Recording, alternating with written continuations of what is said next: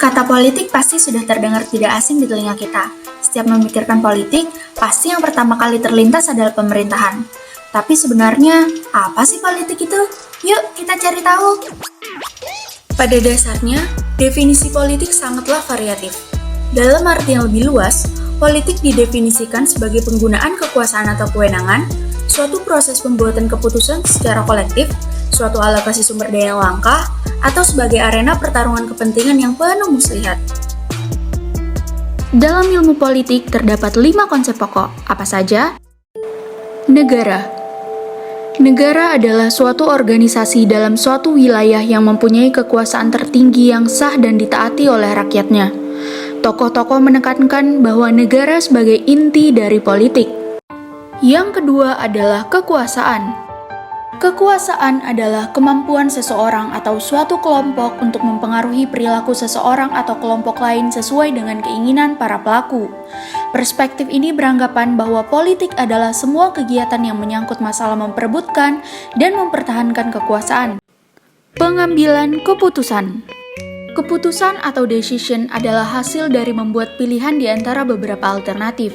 Pengambilan keputusan atau decision making menunjuk pada proses yang terjadi sampai keputusan itu tercapai. Setiap proses membentuk kebijakan umum atau kebijakan pemerintah adalah hasil dari suatu proses mengambil keputusan, yaitu memilih beberapa alternatif yang ditetapkan sebagai kebijakan pemerintah. Kebijakan umum.